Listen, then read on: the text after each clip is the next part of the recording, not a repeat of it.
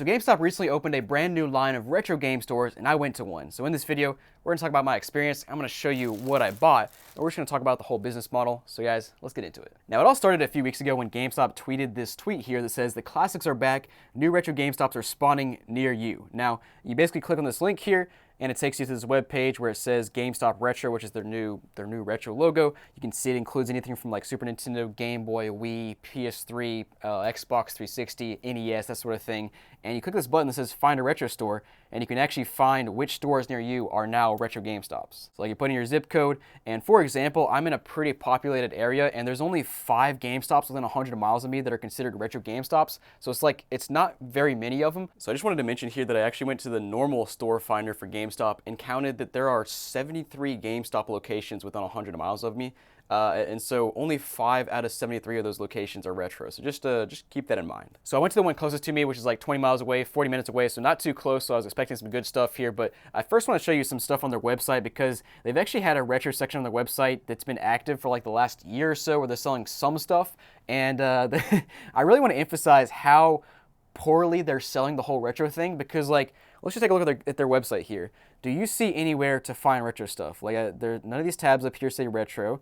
Click on the menu over here, there's nothing about retro. No retro. They're advertising PC, they're advertising Pokemon, they're advertising their reward card here, they're advertising graded stuff, but retro, I don't see it. Let's scroll through. Still scrolling. Here it is, retro gaming. Click on that, and then again you got to scroll some more to find hardware down here. Scroll more, you can find Nintendo GameCube games, Wii games.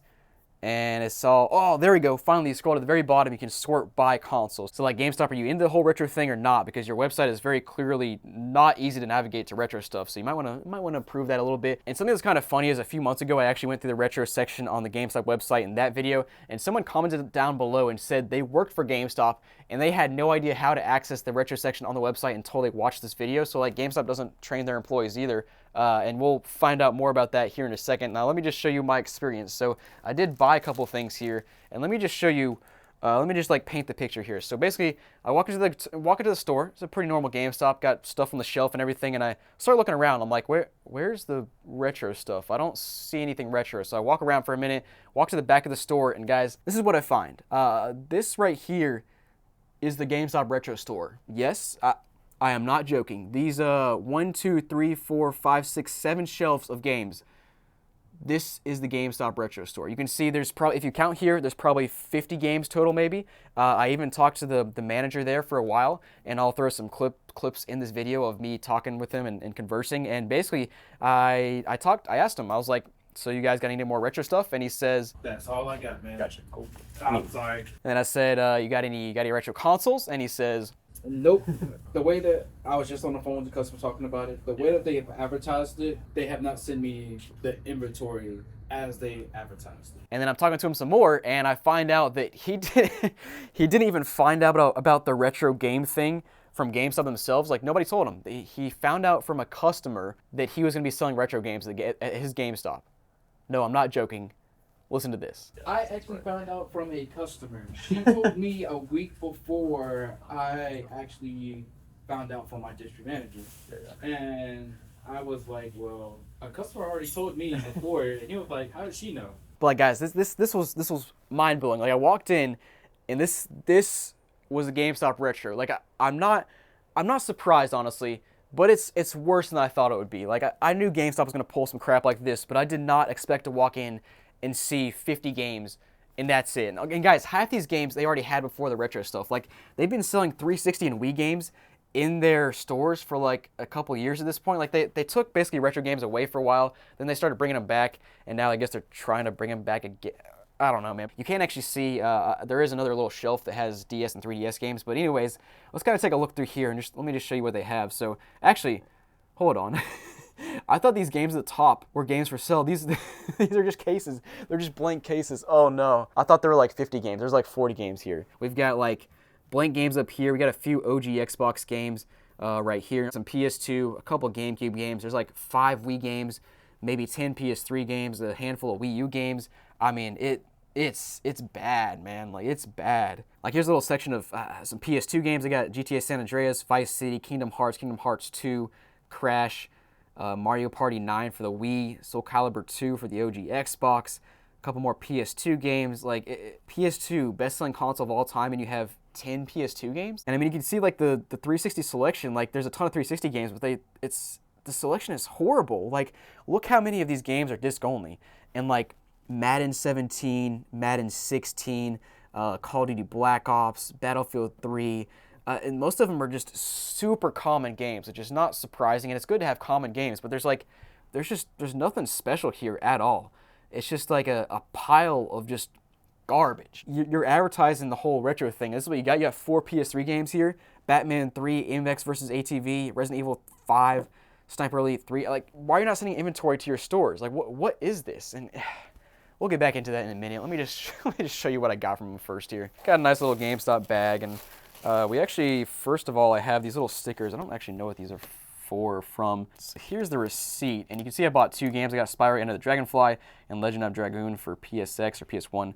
And oh yeah, he did take on some warranties here. 94 cents for the PS2 game, and then $2.84 for the PS1 game. He didn't even tell me about that. Otherwise, the guy was really cool. He was actually the bright spot of the GameStop was the guy here. And yeah, so I picked up Legend of Dragoon for PS1. I picked this up because like you don't see the 4-disc PS1 games very often. This is actually not a game I would ever play, honestly. We also got Spyro Enter the Dragonfly with this new retro gaming sleeve here from GameStop, just a classic. It's what they do with all their loose games. So let's go ahead and take a look. We got Spyro Enter the Dragonfly, and the disc itself looks fine. Nothing wrong with it. Flipping to the back, it looks like it's been actually resurfaced before by somebody. Definitely not GameStop because they don't have a resurfacing machine there anymore. I thought they did back in the day, but I haven't seen any at GameStop in ages. And by the way, the guy did actually inspected each disc before he sold them to me and like made sure they didn't have any scratches or weren't too scratched up, and he wiped them down and stuff. So that was pretty cool.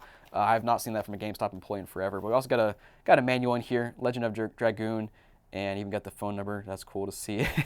Just nostalgic stuff there. But yeah, 4 discs here. They're all the black discs, and you can see this first one here looks pretty solid. There's a couple smudges and scratches, but nothing out of the ordinary. Then this disc here, we've got so I got a few scratches and smudges, but nothing too crazy again. Then we got 2 more, and this one's actually a bit smudged up. I don't know if that came from when he was wiping it down or if that was how it was to start with. But either way, yeah, that one looks the same. Either way, they're not like too scratched up or anything, which is good to see. And overall, these games are actually in pretty solid condition.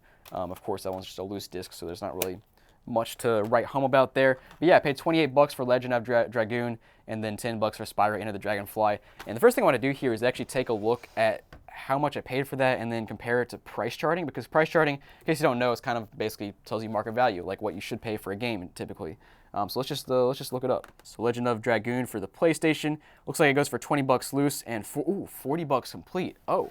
Okay. Yeah, so I just wanted to mention that I actually got the greatest hits version of Legend of Dragoon, which actually only goes for $23 complete, so I actually paid over market value when I thought I paid under, so that's unfortunate, but still at least kind of close to market value. We also got Spyro Into the Dragonfly at 10 bucks, so let's check that out. PS2, you can see $9.22 loose. I paid $9.99, so pretty much market values. And another thing I want to do is take a look at some more of these games here. So going back to my photos, you can see that like we've got random stuff like Minecraft for the 360. You got a couple GameCube games. You got Pikmin. You got Star Fox Adventures. Yeah, we hold on. We Play for 15 bucks. That seems astronomically high for We Play. Let me just look that up real quick. All right, We Play goes for $5. Why are they selling for 15? So this is the confusing part about GameStop, is their prices are all over the place. I mean, I've even seen backwards compatible PS3s on their website for like 90 bucks. And then we see regular PS3s for like 120. And it's like, what is this voodoo? Like, where are you coming up with these prices? It doesn't make any sense for GameStop, that is like a, you know, multi-billion-dollar company, however big they are. They're huge.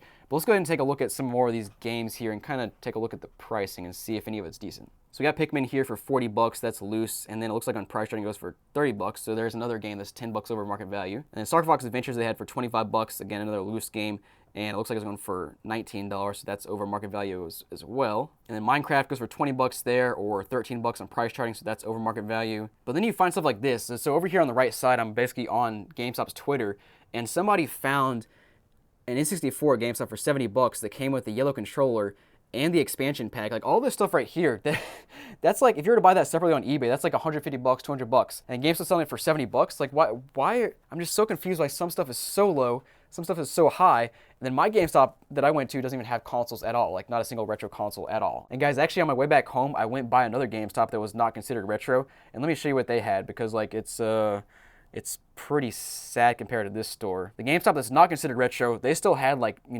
20 360 games. So like they had half the inventory that the retro GameStop had. Plus they also had DS and 3DS games that aren't shown here in the photo. But like, so they legitimately had 50% of what the retro game store had. This is just a regular GameStop. Like, what?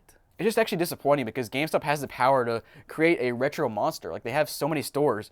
Like if they were actually promoting retro and they were actually doing retro right, they could, you could walk into a local GameStop and buy cool retro stuff. But no, we got 20 games on the shelf, just of crap and like nothing else coming in. So guys, now looking at Twitter, I'm looking at some other people's experiences with the GameStop retro scene here, and you can kind of see this person went to a retro GameStop, and same deal as mine, where they had like a couple little shelves of games for the retro section, and that was it. Here's another person that went to one. And yeah, they had, wow, there's like 10 DS games and that's it. And it looks like they actually got some more games on the shelf here, but still just not much. And again, no retro consoles at all. And this person says they went to GameStop and found fake Game Boy Advance cartridges, and the cashier said they won't let them deny the fake ones if they technically work. Let me know down below what your experience is with GameStop Retro if you've been to one. But guys, thanks for watching. Hope you enjoyed, and I'll see you next time.